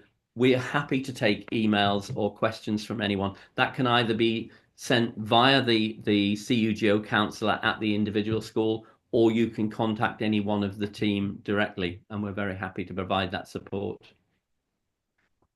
Yeah, Coco, do you mind sharing, from your perspective, what that elite application support is? Yeah. 对这个 elite application 的话是我们耀中耀华的foundation 所有的就是的一个非常就是独特的一个支持学生的一个UGO 的一个一个政策和体系。那么就是对于有早生的，比如说英国地区申请牛津剑桥的，还有医学的这些学生，然后美国申请有 early decision 的这些学生，那么我们会对所有这个耀中耀华的这些学生，我们会有一个支持和帮助。那么包括我们有一个团队，那么会因为我们有各个领域的 expertise， 就是有这个 expertise 的升学指导老师，比如说 Nick 他我们会去帮忙阅读，去review 他们的 personal statement， 还有他们的 reference letter。对。And not only that, I want to add a little bit to that, but if it's okay, 可能因为我们没有讲到，但是就是说，学生要是收到 interview 的话，我们也会帮助学生找到我们的在剑桥的，或者是剑桥的这 alumni 来帮他们来 interview， 或者是我们的老师有这个经验给学生来 interview， 所以这个是我们也是给，所以 actually 我们很we can support your child quite a bit. You just have to let us know, and also even from before. 要是你们开始做 Ed Futures, if you're starting the Ed Futures program, actually we will start to know your child is interested in this, interested in that. So the counselors, we will start meeting with your students in year 10, really very personally. 所以就是你的 year 10的时候，或者是 grade 9的时候，我们会和学生一对一的开始帮他们来就是想象他们以后的梦想是什么，然后我们会帮助给他们知道我们就耀中耀华的就是学校或者 other program 和他们来支持他。很多 very a lot of very good questions. So I also John. Sorry, go ahead. Yes, please. Add one more thing. I mean, I think the other thing worth emphasizing, and I think this is something, this is what differentiates us from agents, is that, I and the team here in the UK spend a lot of time staying in touch with the universities. So, that's a personal friendship I have with Mike Nicholson from Cambridge, likewise with Matt Williams in Oxford. So we are constantly on top of how the admissions landscape is changing, and it does change rapidly. It's changed this year again with the exams, and I think this is something that outside agencies just can't offer. They don't have that relationship with the universities that we have. And John, you might want to say more about things like the kind of events that we have, the links that we have with universities coming into the school. This is not something that outside agencies can provide. They cannot provide that level of up-to-date information. Yeah. So Nick is absolutely right. So maybe I can give an example of something we've been able to provide. It was just a student, one of our students in our schools. She was very interested in applying to liberal arts colleges in the U.S., one of the top liberal arts colleges in the U.S. And because we are very thankful with our long history of knowing these universities and having relationships with them, we were able to help her provide a personal tour with her and her dad to go visit, meet with the admissions officers, and really learn about which school is the right fit for her. Because for us, I think what's important, as Nick is saying, remember parents and students, like your counselors are here to support you. We're really here to help you fulfill what you want to get to. So, and we're very fortunate as an organization to have these resources and have these networks to do that. So please just come and let us know. So the more you let us know, the more we can help you. So 家长，我就是可能用中文解释一把，因为要是我的中文讲的不太好的话，Coco你帮我一下。然后就是我举个例子，我们有一个耀中耀华的学生，最近他有想去就是申请美国的 Liberal Arts College， 用中文怎么讲？叫文理学院，美国的文理学院。他很想就是申请就是比较very top 的文理学院，所以因为看到我们的 webinar 里面，我们很 lucky， 我们有就是地球上的很就是说 very strong university， 我们有这个就是有这个关系，有这个 relationship， 所以因为我们有这个 relationship， 我就帮助家长就是和这个学生就是 organize， 就是去看 and visit 每个就他想去的这些 liberal arts colleges， 然后和那边的招生官就说有些这个 conversation。我不是说因为我们有去这个 tour 他会被录取，但是我们的 goal 就是说让你们 make sure you find the right fit for your family。你家庭的下一步，我们能帮助你安安全全的，然后正确的帮助你说 ，OK， 这是应该是什么样的 information， 对不对 ？So that's what we're here to do, and maybe that will tie into my next question. I just want to obey the time because we're already getting to an hour and a half. We have another question from the audience. Sounds like it's from a student that says that's very interested in science. Is it too late for me to do scientific research and competitions in high school? Is it too late? Nick, can I go to you first? If a student was doing competitions in high schools, is it too late? I guess you're saying like to do that in high school to apply to Cambridge or elite application, or that's still okay? Nick, just want to hear your thoughts first. What year is this student in? The student didn't give, but I'm guessing. I think her thinking is like if I don't start in lower secondary, it's too late. I mean, I think it's too late if you're doing it in the year that you're applying. But if you've got a year, 18 months, 2 years before that, that's fantastic. There's plenty of time. I mean, again, if I can take you back to what Mike said, it's not about quantity. It's about the quality of the work that you do. And you're much better doing 2 types of supercurricular activity, which really help to demonstrate your enthusiasm and your curiosity for the subject, than to have the whole list of things that you've done. Yes, it's great to do an Olympiad. It's great to do these competitions, but you don't have to do dozens of them. You only need, I mean, Oxford and Cambridge understand that students have to do their A-levels or their IB, and there is a limit of the amount of time they've got for supercurricular activities. But what they're saying is, if the student says, "I'm interested in this subject," well, demonstrate that interest. Show us. So if I said to you, I'm a fantastic stamp collector, and then you said to me, well, what stamps have you got? And I said, well, I haven't got any stamps, and I haven't collected any. I've been to the post office. You'd go, well, he's not really very enthusiastic about stamps. So what they need to do is, but it's about the detail. It's about what they've learned from that experience. So it's fine. It's fine to start now, but start now. Don't leave it any longer. Yeah. And Coco, what are your thoughts about that question? 就是我的想法和Nick 老师是一样的。那么就是你不能等到 Year 13申请的时候，你再来做这些 supercurricular activities， 或者说才发现我可能有一门 prerequisite course 没有选，这肯定是来不及的。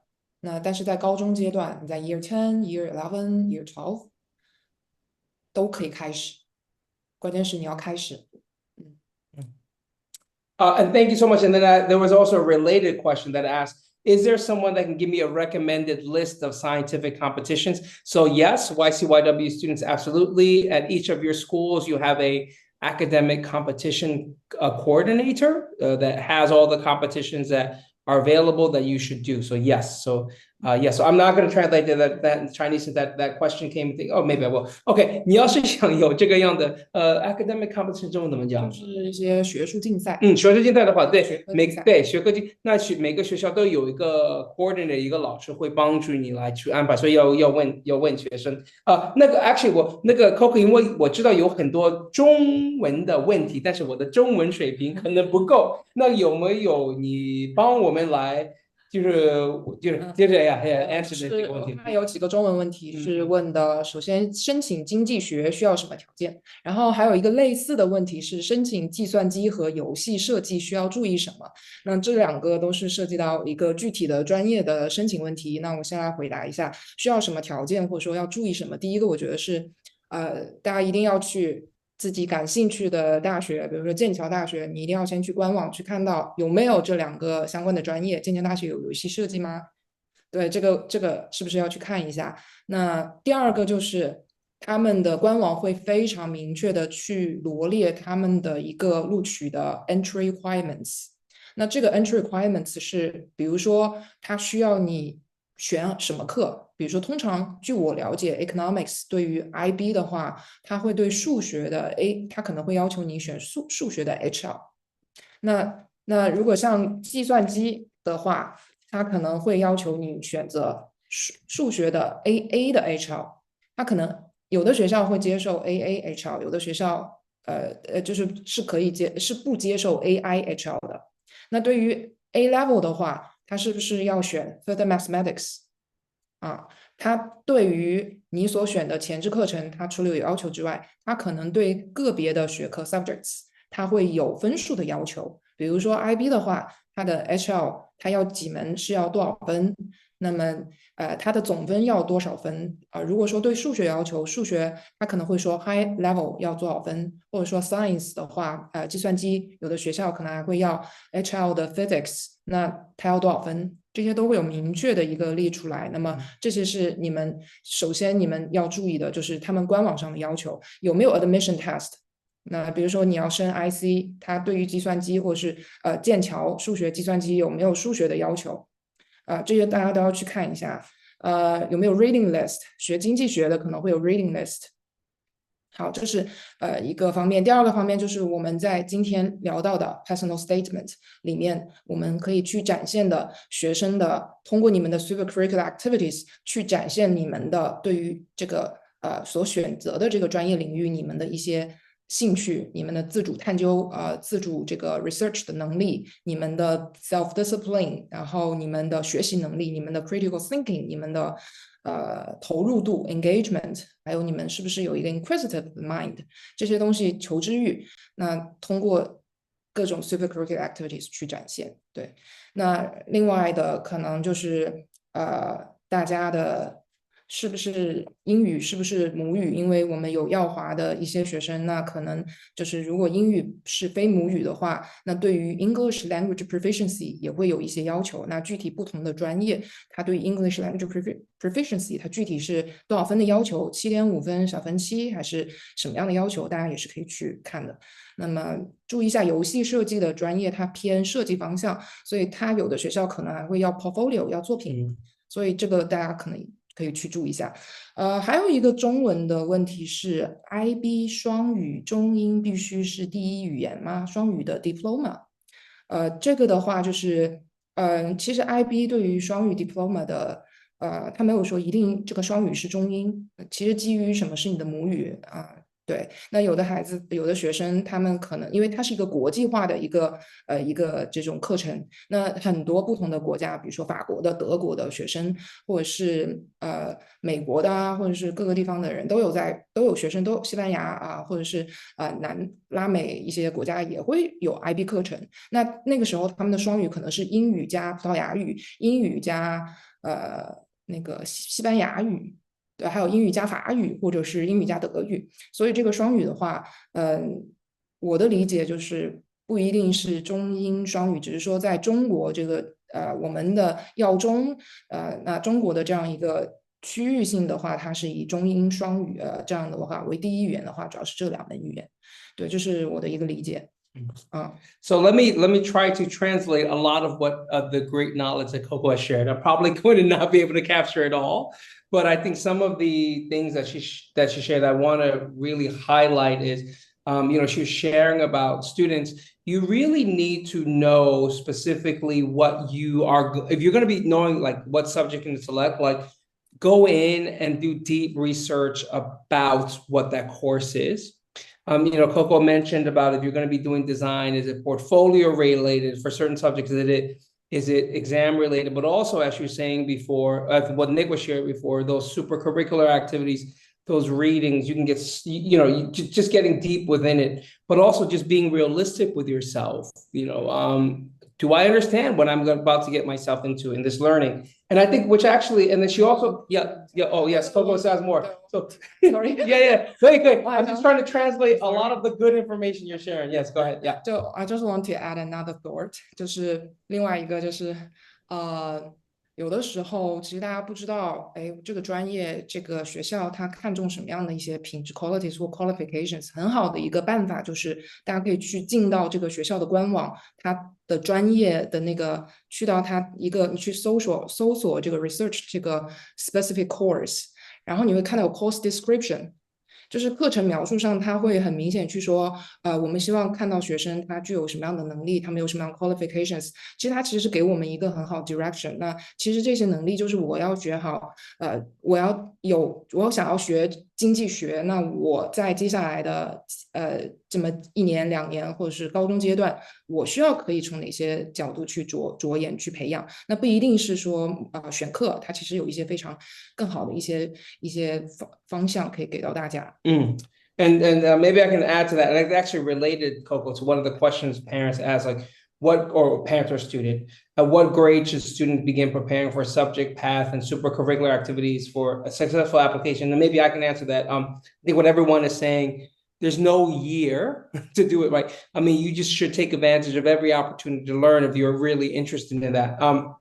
But I would say, what will universities look at for evaluation?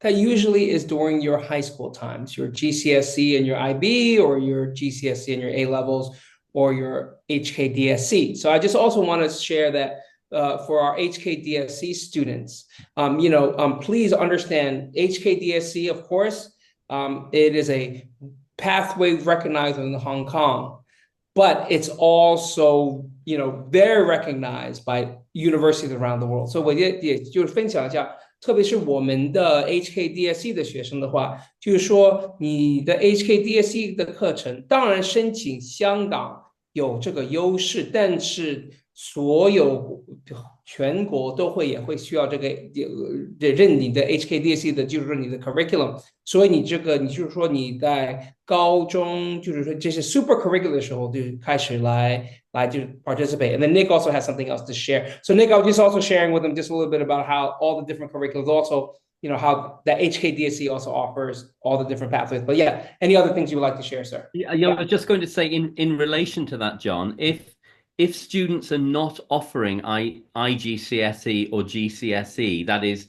for example, with HKDSE, both Oxford and Cambridge will ask for a transcript because they need to get a sense of how a student has been performing at the equivalent of the IGCSE stage. So it is very important that students maintain a strong academic record across all of their subjects. And undoubtedly, when both universities and others are thinning the numbers, they will look seriously at the IGCSE, GCSE performance, as well as the A-level, AS, IB, and HKDSE performance, whether that's predicted or actual.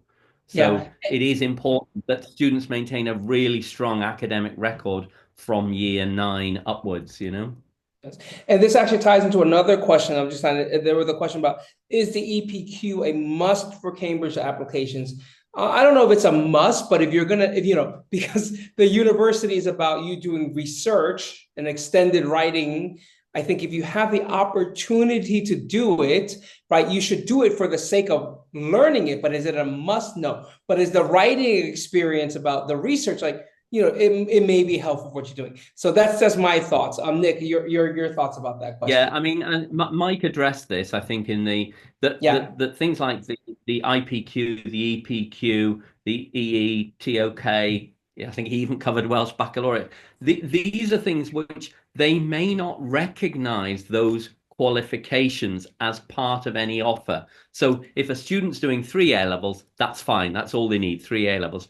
But if they do the EPQ, they do recognize the supercurricular value of it. So actually, in terms of developing the skills, the knowledge, the experience, and the judgment that you will need to be university ready, and specifically university ready for elite institutions, then things like the IPQ, the EPQ, and so on are really valuable.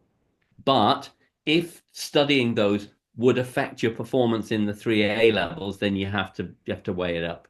You know, but I think, yes, it's not necessarily a recognized qualification in terms of an offer, but it's very important in terms of that supercurricular, which really differentiates the students, you know. And even Nick, I'm just going to go back to what you were saying before. You know, what you do for the supervision, the tutorial sessions, in essence, is you're writing these research elements every week.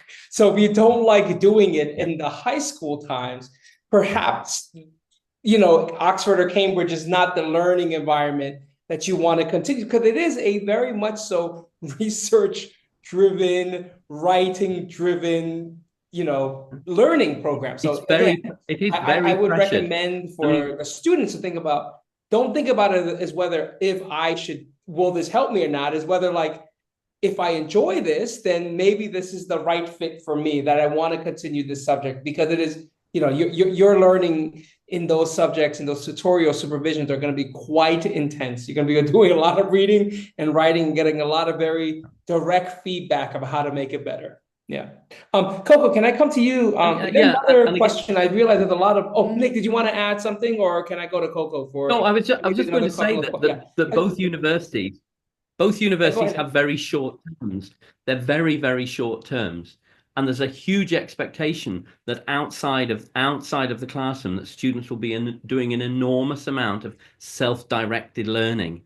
And as you say, you have those tutorial supervisions, which are highly intense. If that's not the way that you like to learn, then don't do it. Because for some students, they find it very, very tough. Though having said that, I mean, both universities do try to see if students have that ability in the admissions processes that they use. Sorry. No, of course, it's fine. Coco, can I go over to you? I really want to make sure that we have a lot of questions in Chinese that are coming in now. So if I can ask you to maybe address some of those, and then and also as Coco is looking that up, I just want to share with the families, we're going to end in about 5 minutes, just because, you know, we have to obey the time. But if you have other further questions, like we said before, you know, ask your CUGOs in your campuses.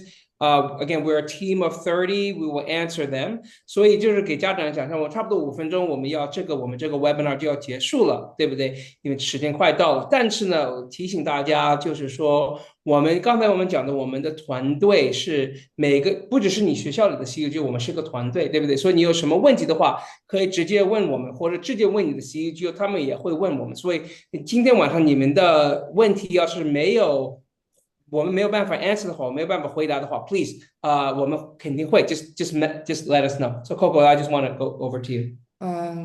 是这样子的，就是看到有一个问题，他是问需要做和专业不同的竞赛，是数学，是这样子的，就是竞赛的话，如果学术的 academic competitions，我们也把它也是一类 super curricular activities， 我认为。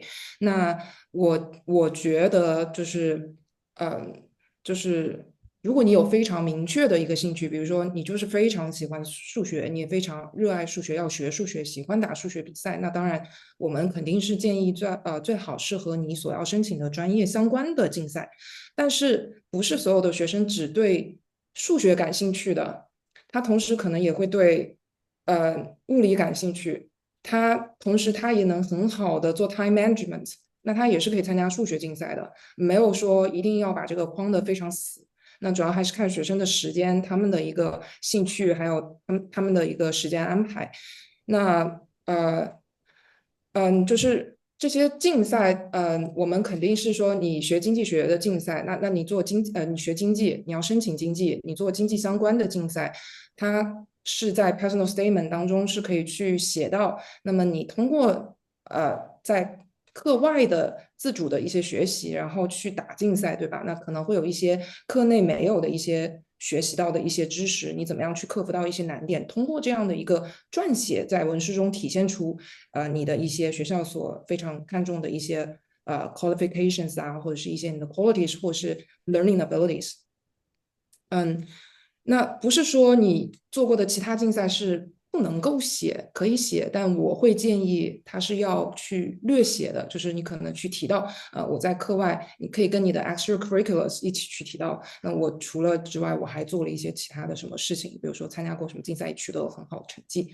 但对我们的还是要，如果在申请专业，但如果这个竞赛的话，还是要跟你的最好，如果你时间有限的话，那就如果你有很明确自己学什么，那就专业相关，这样是我觉得是更好的。然后另外一个问题就是英文为第一语言的时候，申请这些top Oxbridge 的这些学校是否还要考雅思？那这个问题的话，我是通常官网他们要求就是，如果英语是你的官方official 你们的第一语言母语的话，那么它通常是不需要雅思的，对，它通常是不需要你再去考这个 language 的。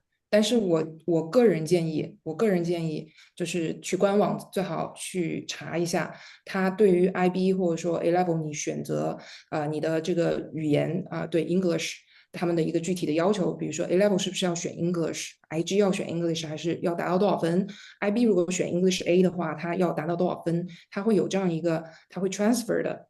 那如果官网没有这样一个非常明确的，因为我这个不只是针对剑桥、牛津，可能整个英国啊，就如果它没有非常明确的，学生可以尽早的去跟官方那边去查，除了查，还可以直接发邮件给他们招生团队，那么去了解相关的这个信息。但通常如果英语是母语，是不需要再考雅思托福的。Last one, Coco, if that's okay. 还有吗？Okay, good. Maybe I'll address the last question for us to wrap us up tonight. And there's one student that says, I'm in year 10. How should I start to prepare for university if I do engineering? And he asked this question about 12 times in the chat. Well, you did a good job, my friend. You started by asking it 12 times and being persistent. So good job being inquisitive. But joking aside, I would say, of course, in engineering, your classic math and, your sciences, physics especially, chemistry especially, those are subjects you should enjoy.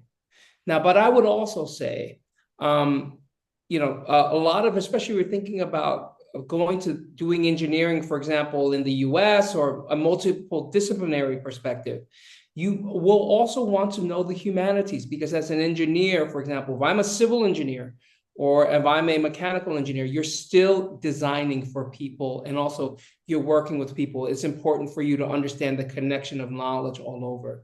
So how can you start by preparing for university engineering? One, do well in your STEM classes, of course, but also realize that as you take your other courses, how does all of your learning helping you to understand a problem? Because engineers fundamentally solve problems for people. So what are the different ways that I can understand the problem, help build the capacity to build teams around to solve the problem?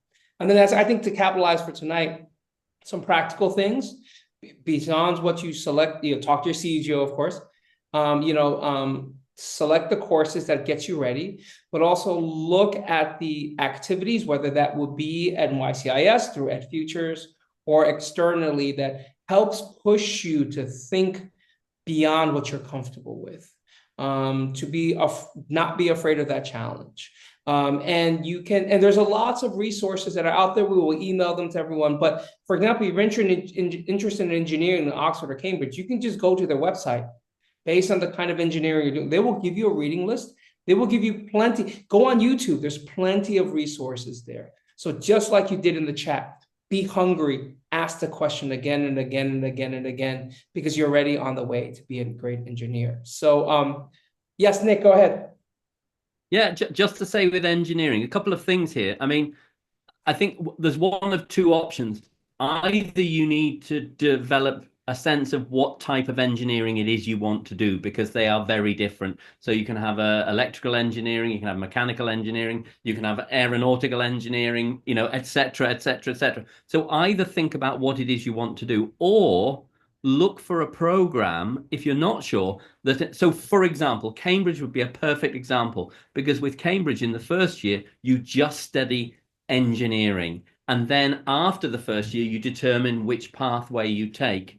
On the other hand, if you go to Imperial says, do you want to do chemical engineering? You have to know what you're doing. So I think that's something that only you can do, is decide, am I sufficiently interested in engineering that I'm willing to look at a range of different pathways, or am I certain that it is this type of engineering I want to do? And engineering is one of those subjects which we don't study. You don't study as part of your IB or your A levels. So you really do need, as John said, to do your research. And there's a lot of really useful information out there, particularly if you're looking at the UK UCAS, because you can compare the kind of modules that you would do and the kind of resources that are there to support you. So, there are lots of universities where you can do aeronautical engineering, but some are much better equipped than others, and therefore it's important you choose the right one. And thank you again so much, everybody, for this. And I know there are some questions in here about who are the UGO in our school. Please, one, you can contact the school office, but if you go to any of our school websites, if you go to the academic section, you'll find all of our CUGOs, and we're there to support you in any way. Coco, do you mind sharing that in Chinese for me, what I just said about finding the CUGO on the website? Is that okay? 就是如果大家还不知道自己的UGO Counsellor 就是大学升学指导顾问升学老师是谁的话，大家可以去找到相应学校的school office， 那么可以去了解到如何能联系到自己的 UGO 的老师。那你可以去可以约面谈，可以电话或者说来约这个时间来这个就是通过一些对话来了解更多的关于大学申请方面的资讯。And I just wanted to thank you again, Coco. Thank you, Nick. And thank you to our colleagues that you don't see that are right behind us, our IT colleagues who made this a possibility tonight. And parents, thank you. And students, thank you for joining us.